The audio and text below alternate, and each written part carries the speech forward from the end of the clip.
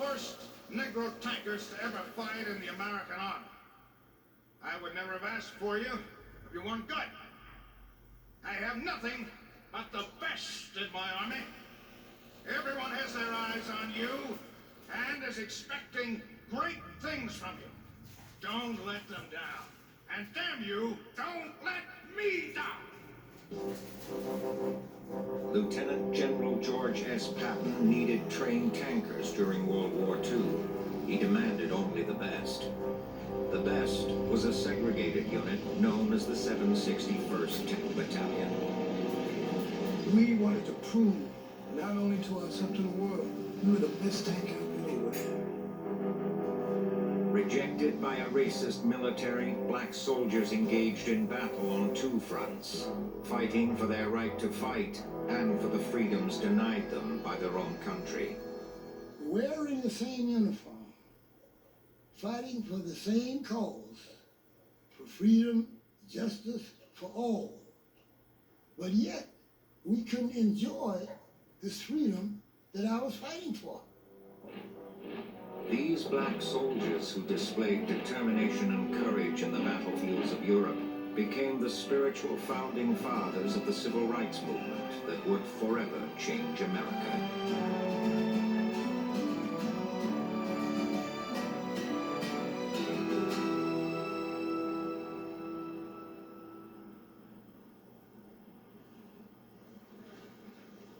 Today, the United States Army is fully integrated. Black and white soldiers share the same barracks and fight side by side. Their lives depend on the trust and respect they have for one another. But at the onset of World War II, blacks are treated like second-class soldiers. They live in segregated barracks and fight in segregated units. Most black soldiers are relegated to labor positions instead of combat. The military brass believe blacks are inferior and lack the courage of white soldiers. In 1940, the military position was based on the 1925 Army War College study, which said blacks are cowards and blacks are inferior. It was the same old story. These attitudes had no basis in history. Blacks had distinguished themselves fighting for the United States since the Revolutionary War, when an honored black soldier, Crispus Attucks, became a celebrated American legend. Blacks fought valiantly in the Civil War. The Buffalo Soldiers were integral figures in the story of the American West. And in the Spanish-American War, blacks were on the front lines.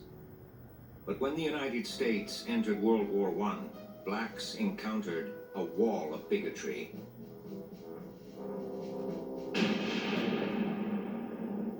Woodrow Wilson, overt racist, did not want blacks to fight in World War I. Poorly trained National Guard units, black National Guard units, were the only black regiments sent as combat troops to Europe. The rest of the black troops sent were labor troops. These black combat troops were given to the French by Woodrow Wilson so that they would not bear arms for America. They fought under the French flag. The French were desperate and grateful to have them. They had generals and officers who were black in the French army, and they were quite mystified by the American attitude towards their own troops.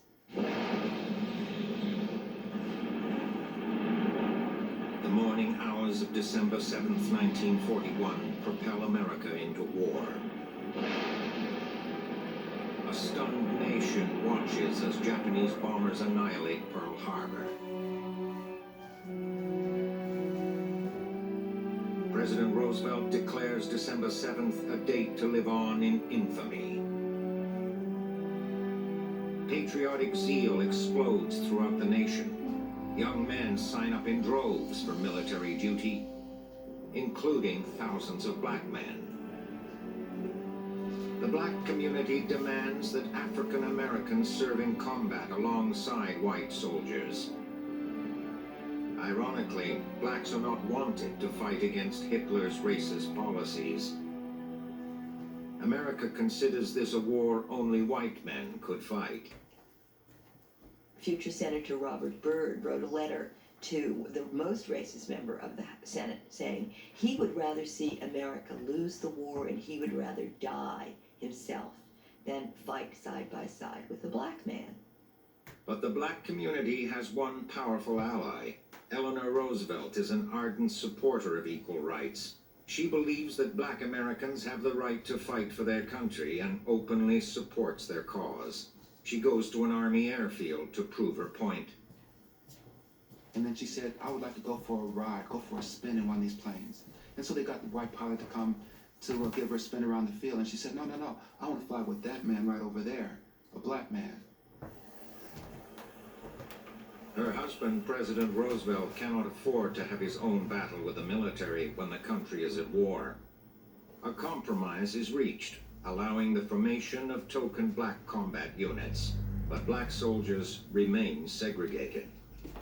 Still, black Americans are swept along with the fever of the nation.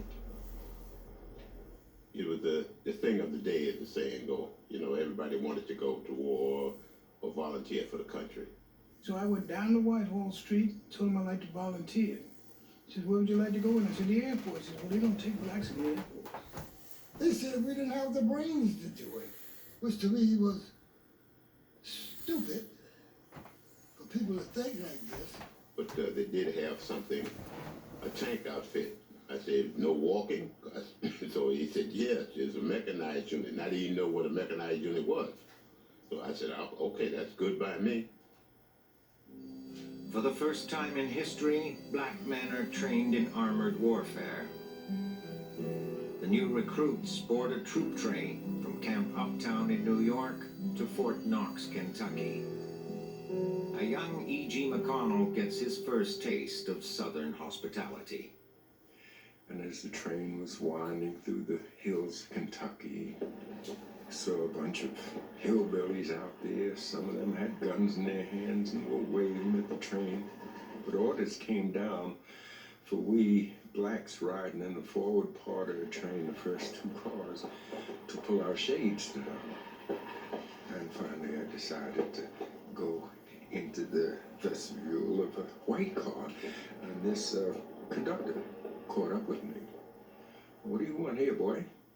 Well, I said, I'm going back here. I want to find out how come we have to pull our shades down and no one has pulled their shades down in this car with all the whites on. He says, well, I'll tell you, it's for your own safety. There have been occasions where they've fired with guns onto the forward cars in which the blacks were, and it's just for your own safety. The newly formed tank unit is called the 758th Tank Battalion. All the enlisted soldiers are black, but the higher rank officers are white.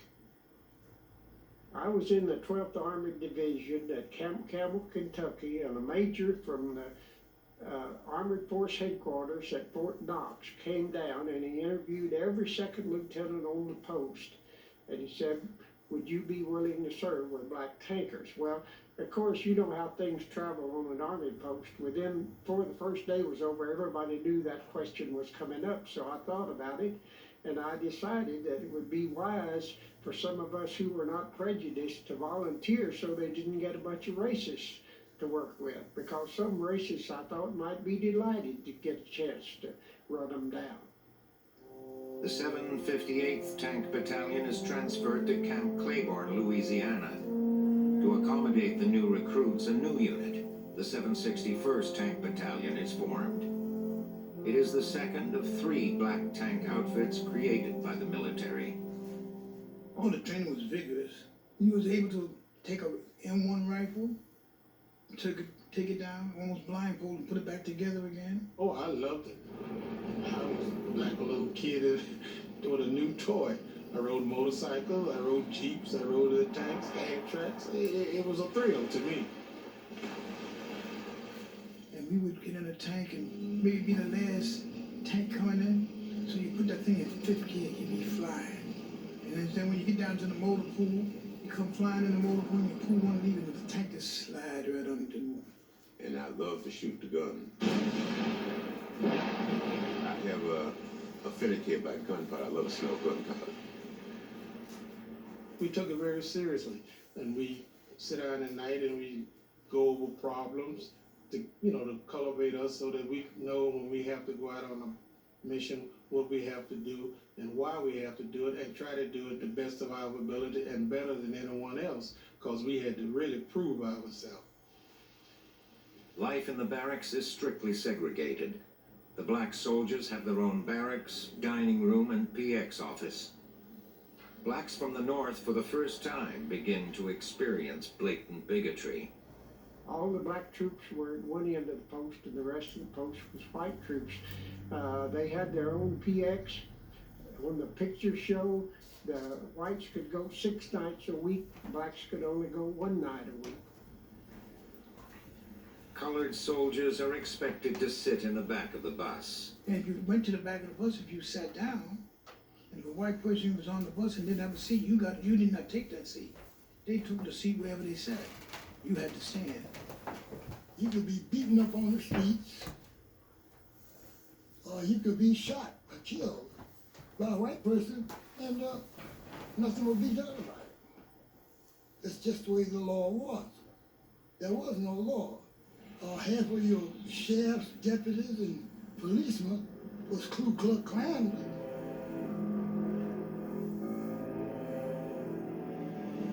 In September 1943, the 761st is transferred to Camp Hood, Texas. What awaits them is more humiliation. German soldiers imprisoned at Camp Hood have more rights and privileges than the black Americans. German soldiers, they were in charge of the warehouses. If you went there to pick up supplies, that German soldier, if he was an officer, he would tell you things you could take and what you couldn't take, and you could not argue with him. He was in charge. They made fun of us, the German soldiers, feeling that they were of the superior race. He says, how could a country do this to it? Let these German prisoners have more authority, tell you what you can do and what you can't do, and they're prisoners.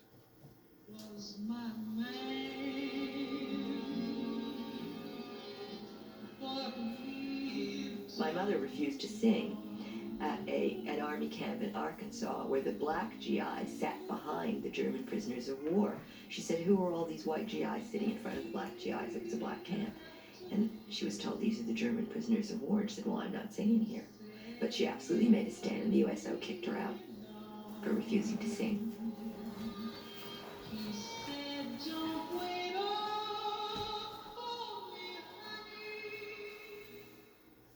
Black officers are subjected to the same discrimination as the soldiers. Those who fight back face punishment. When boarding a bus, Second Lieutenant John Roosevelt Robinson refuses to take a seat in the back. And the bus driver, looked back and noticed this, and he stopped the bus. He went right back and told him, you will move to the rear of the bus right now. Lieutenant Robinson will not be intimidated. He will not move to the back of the bus. And so this bus driver just turned red, went back to his seat, called on the phone, called the MP station, says, I have an uppity type of Negro here. Lieutenant Robinson is arrested for disobedience and put on trial. All charges eventually are dismissed. Robinson leaves the battalion and ends his military career.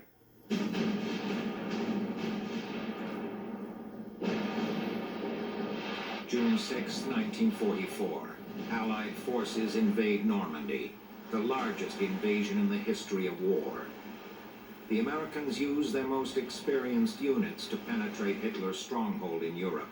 But one of the best fighting units is not there. The 761st remains in America. We wanted to fight. We got tired of just training, and it didn't seem like it was going any place. And there had never been in the history of the United States Army that blacks have ever fought in armor. And that's why I felt that we would never go overseas. They just sitting as trainers in armor, but never accept us to go and fight.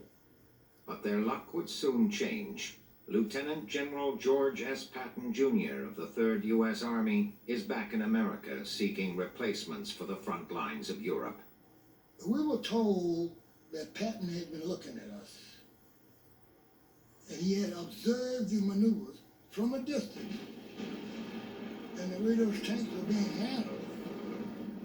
He wanted to know what outfit it was. On the battlefields of Europe, casualties are mounting at an alarming rate. The army is desperate for replacements. 3 days later, the battalion is caught by surprise. They are going overseas to join General George S. Patton's Third Army. The 761st is going to war.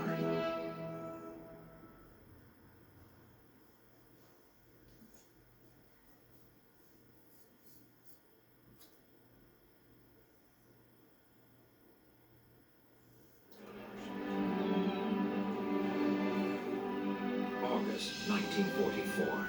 The men of the 761st set sail for England. There is no segregation in Europe. The British treat the tankers as respected allies and friends. This acceptance infuriates some white soldiers who spread vicious rumors about the black Americans. And the word got around to back to us that the American soldiers was telling the English people that don't socialize with us. We'll rape their children, we'll rape their women, and we got tailed, the whole bit. And they were waiting to see these tales. So, you know, you're interested and you talk to them and you talk about the tale. You say, well, it'll come out about 10 o'clock. All right. You talk to them and you keep this. And when maybe a few minutes after 10, he said, oh my God, what's my tail just went back in. After 1 month in England, the 761st is ordered to the front lines in France. As they travel through France, local citizens celebrate their arrival and cheer them on to victory.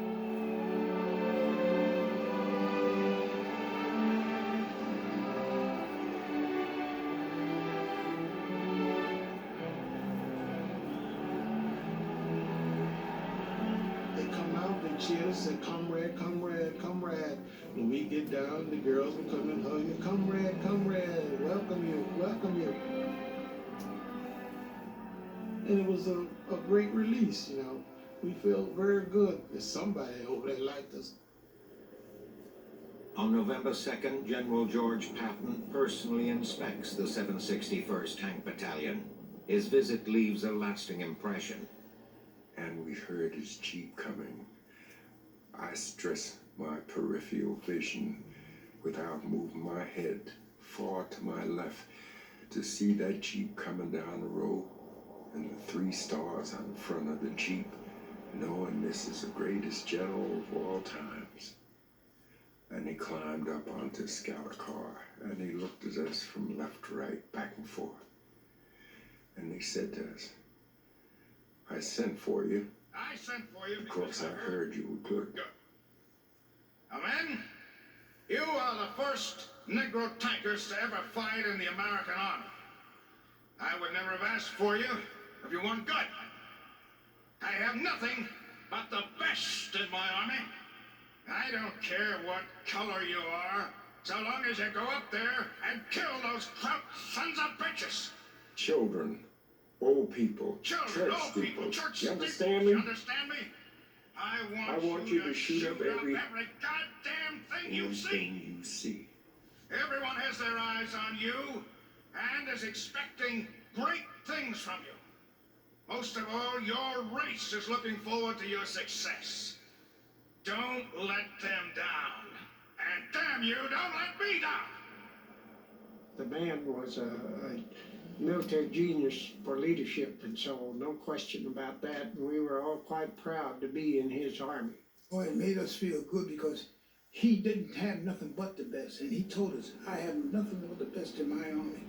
So we figured this was an honor for him to want us to be there to fight. The battalion enters battle. Their objective, to liberate French towns occupied by the Germans. That means securing more than 24 towns held by enemy troops. The 761st is ready to meet the challenge and prove themselves as soldiers. On the first day of combat, we must decide, 150 rounds of high explosive shells into this town. We almost leveled it. And then we moved in with the infantry. And we were rolling through, going forward, shooting, and through my periscope I could see these bodies laying on the road in front of us. 2 minutes in combat is a lifetime. More things can happen in 2 minutes than can happen to you in a lifetime.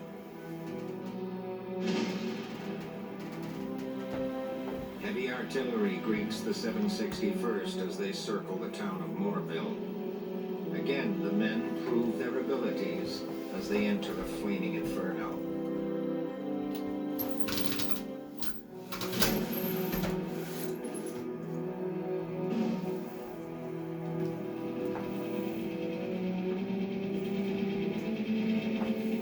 And it was hot. I mean, when I say hot, I mean it was a lot of Germans and 88s, the whole works.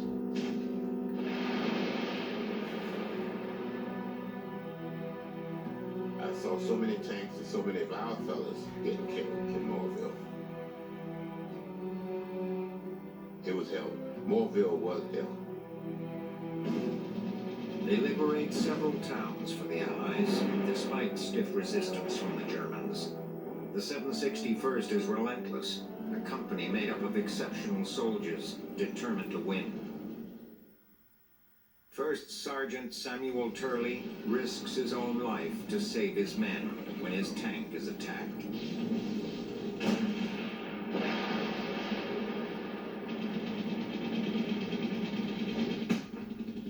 He jumped out. He had the tank's machine gun. He fired that from his hip. And he provided so much accurate fire that the anti-tank gunners had to actually stop what they were doing and flee their tank. And this provided an opportunity for the tankers to escape. Sergeant Warren Creasy's resolve to destroy the enemy earns him the reputation as the baddest man in the 761st. And he would stick his head out of the turret of the tank, which is something most of us didn't do in combat. He would stick his head out of the turret of the tank and use a 50 caliber machine gun. He wasn't scared about anything. And his boy was, he wanted to kill as many Germans as he could. Just let me know where they're at and I'll get them. And that's the way he felt. He was fearless. Creasy took on 3 German tanks all by himself. He just took them all. Moving and shooting, you know? They were extraordinary. They were excellent tankers, typical of every black unit, combat unit in World War II, because these men had to be special. The tankers and the infantry defeat each German unit they encounter. Color that once divided the Americans now evaporates on the battlefields as the soldiers unite in combat. When we got in combat, all of a sudden everybody had to depend on everybody else to do the job. And we started doing such a good job. When they needed tank support, they would request members of the 761st. We cleared the path for our infantry. We looked out for them. This was our purpose, and we did it well. Sergeant Johnny Stevens is severely injured when his tank is struck by enemy fire.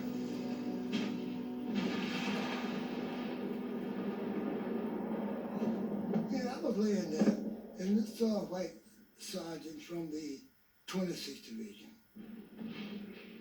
he yelled out to me, he says, "Are you hit?" I said, "Yeah." He said, "How bad is it?" I said, "I mean, hard as hell, just like that." Because blood was streaming all down my combat jacket, you know. But he crawled over to where I was. He says, "Can you move?" I said, "Yeah, I can move." I said, "Let's get the hell out of here." Just like that, you know.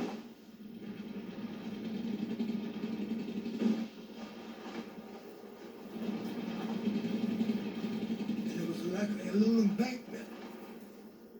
And he helped me to get up to this bank. And then he just gave me a shove. And I rolled over on the other side, away from the line of fire. Then he raised up to follow me over. And that's when the German cut him in two with a burp gun.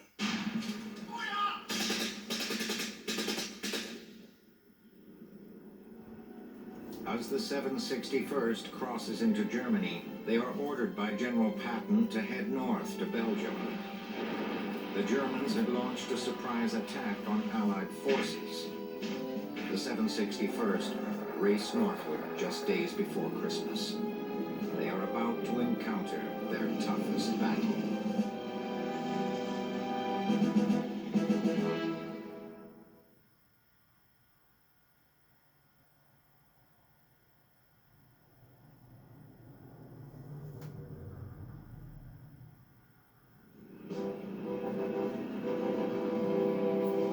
In late 1944, the 761st is engaged in the biggest counterattack the Nazis have launched since D-Day.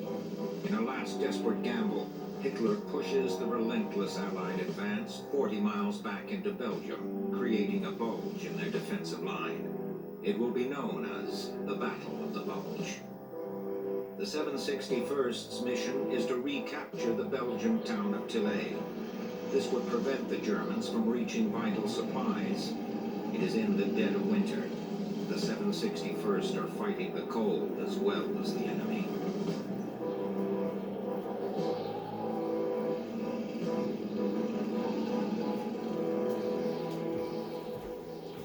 Your hands were cold, your feet were cold, you were hungry, you were tired. We was coming down the road and you could see all the dead soldiers on the side of the road. It was something that you wouldn't want to see again, you know. And there was a lot of firepower up there at the Battle of the Bulge. A lot of people lost their lives at the Battle of the Bulge.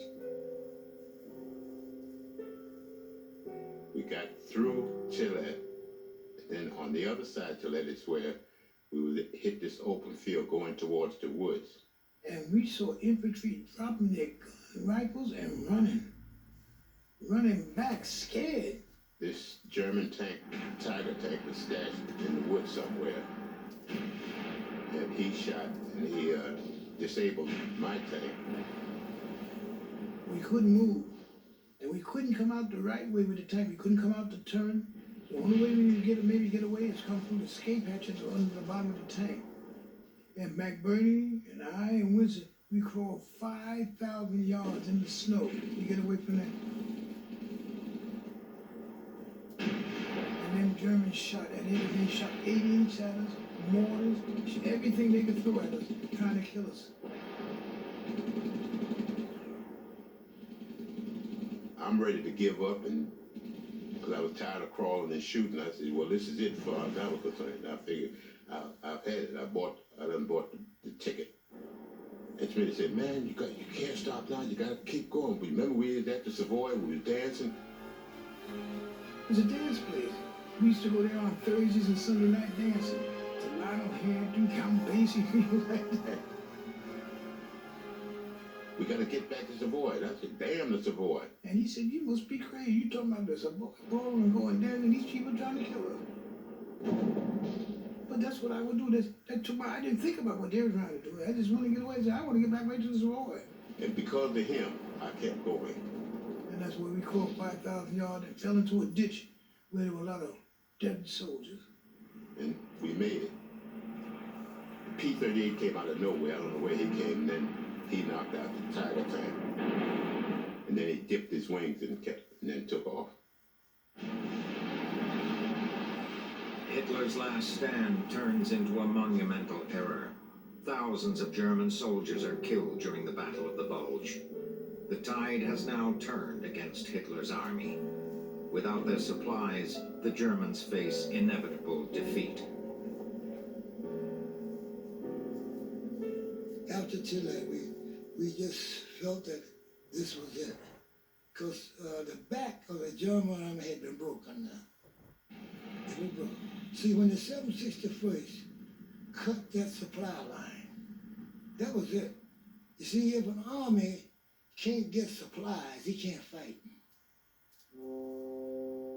The 761st far exceeds the expectations of all. they have proven themselves as exemplary soldiers and win the respect of the Army. The Battle of Buds was the turning point of the American soldier realized that black soldiers could fight as well as the white soldiers in World War, in armor or whatever, infantry or whatever. That's when they realized it. And from then on, they gave us that recognition.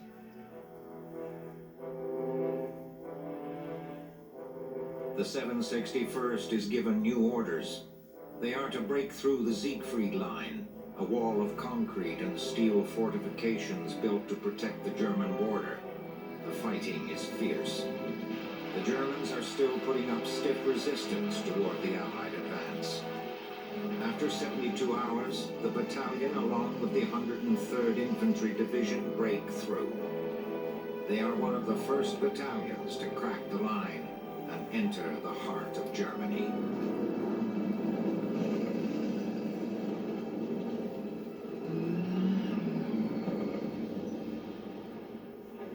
Germans by the thousands surrender to the American soldiers. But there are those unwilling to give themselves up to a black man. And I went in this house, I had my pistol in my hand. Then I saw this big fella, about 6 foot something, behind the door. And I noticed he was had a black uniform on, so I swung around, slammed the door, and stuck my pistol up on his chin. I said, surrender. He said, I don't surrender to you niggers. And when he said that, I slapped him in the mouth with the 45, and teeth jumped all over. Now, see, if he said, I don't surrender to you American soldiers, I would have been fine with me. I would have taken his gun. But when he said, I don't surrender to you niggers, and spoke perfect English, that's when I slapped him in the mouth. That was it. On May 2nd, 1945, the 761st Tank Battalion reaches Germany's border with Austria. They cross through Austria to wait for their Russian allies to join them. The men of the 761st who experienced racism in the South and the devastation of war are unprepared for what they are about to witness.